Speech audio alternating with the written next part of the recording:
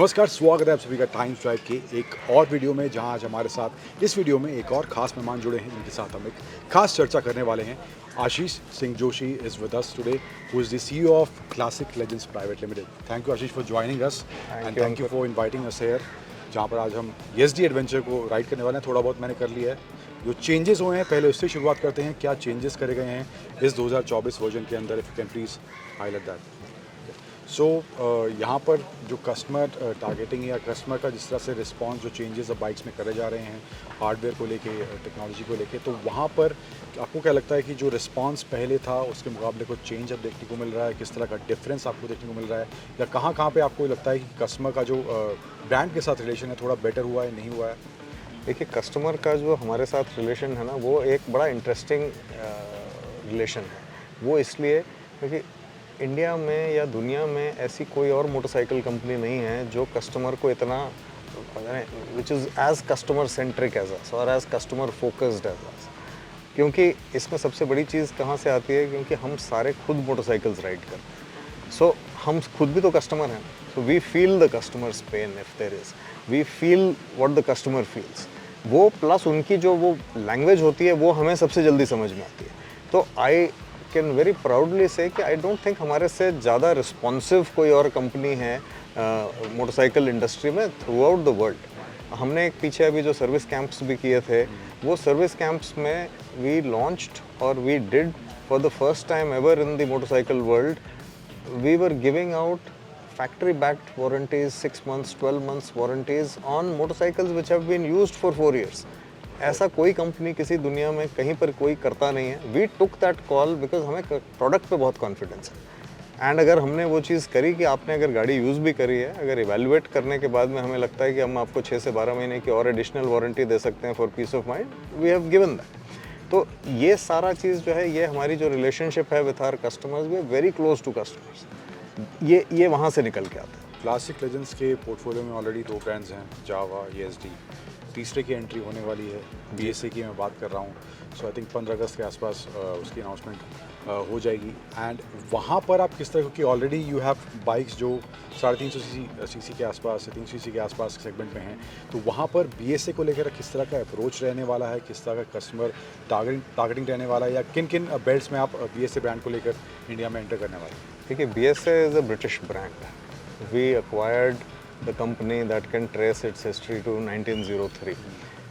We've already launched in UK. We are present in 13 European countries. We are about to open some other parts of the world. Philippines में already है, New Zealand में है, Australia पहुंच रहा है, Japan पहुंच रहा है। तो उसी सीरीज़ के अंडर में we are launching in India as well. So India के लिए, see, this is a motorcycle for the world. The Gold Star is an icon. It's a BSA icon and it was an old 1950s and 60s icon as well. तो वो iconic motorcycle India में अब वापस आ रही है। And BSAs in India were, BSA was the world's largest motorcycle company in the late 50s. Consequently India के अंदर भी आप विंटेज क्लब्स में जाएंगे तो आपको सबसे ज़्यादा BSAs मिलेंगे। तो गोल्ड स्टार का एक इंडिया के अंदर में ये एक फॉर्मल इंट्रोडक्शन है। गोल्ड स्टार में को इंडिया में काफ़ी लोग जानते हैं अच्छे से। अब ये मोटरसाइकिल जब आएगी हमारे पोर्टफोलियो में, ये 652 सीसी इंजन के ऊपर में बनी हुई सिंगल सिलेंडर है।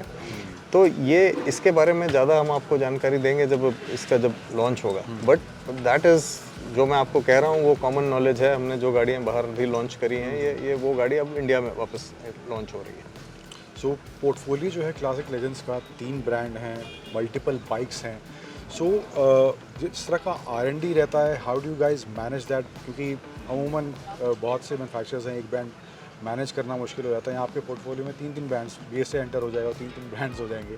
सो ओवरऑल जो पोर्टफोलियो मैनेजमेंट है कि आपको 3 ब्रांड्स हैं, थोड़े बहुत चेंजेस तो डिफरेंसेस भी रखने हैं, लेकिन एक R&D बहुत ज़्यादा बड़े स्केल पे भी ना हो कि आपको हर बाइक के अलग तरह काम करना पड़ रहा है। सो वो मैनेजमेंट किस तरह का रहता है कि तीनों ब्रांड पे साइमल्टेनियसली काम भी चलता है और कोई जो टेक्नोलॉजी को लेकर है वहाँ भी कॉम्प्रोमाइज़ ना हो?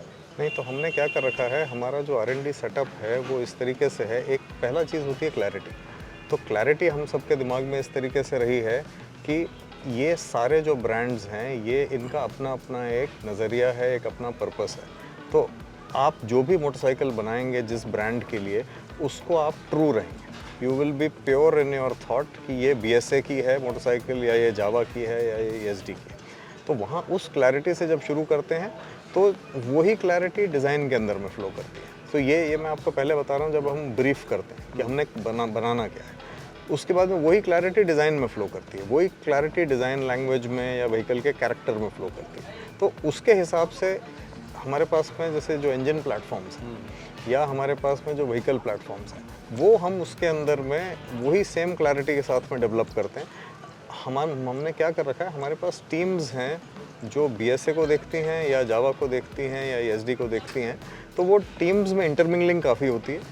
तो कुछ लोग स्पेशलाइज्ड होते हैं, जो सस्पेंशन है तो वो सस्पेंशन, सब गाड़ियों का सस्पेंशन देखते हैं। लेकिन जो व्हीकल टीम्स हैं वो स्पेशलाइज्ड हैं कि मैं BSA की डिज़ाइन लैंग्वेज के हिसाब से गाड़ी डिज़ाइन कर रहे हैं और गाड़ी को हम इंजीनियर कर रहे हैं। तो वो जो चीज़ है वो एक स्ट्रक्चर और एक सेटअप के हिसाब से किया है, बट उसके अंदर में एक आपको क्लैरिटी होना बहुत ज़रूरी होता है कि कोई जो चीज़ है वो ऐसे इंटरमिंगल नहीं हो जाए, ऐसे मिक्स नहीं हो जाए जो काम नहीं कर सकती ठीक से। So my last question is, अब 3 ब्रांड्स पोर्टफोलियो में हो जाएंगे तो किस तरह का आप ग्रोथ पैटर्न आगे एक्सपेक्ट कर रहे हैं?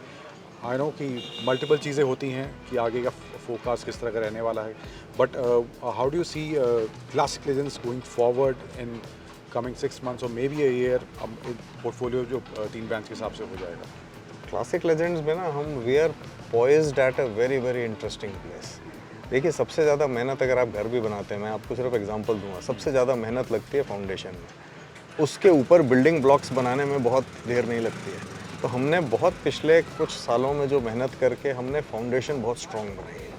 अब इसके ऊपर जो बिल्डिंग बन रही है वो बहुत तेज़ी से बनेगी, क्योंकि प्रोडक्ट पोर्टफोलियो भी कंप्लीट होते जा रहे हैं। मोटरसाइकिल्स जो हैं वो जहां हम चाहते हैं उनको जिस प्रोडक्ट पोजीशनिंग पे हम चाहते हैं वहां पहुंचती चली जा रही हैं। तो अब जो ग्रोथ है वो मल्टीपल्स में होती है। वो फाउंडेशन में सबसे ज़्यादा जो हमें टाइम लगा है, अब फाउंडेशन हमने स्ट्रॉन्ग कर ली है।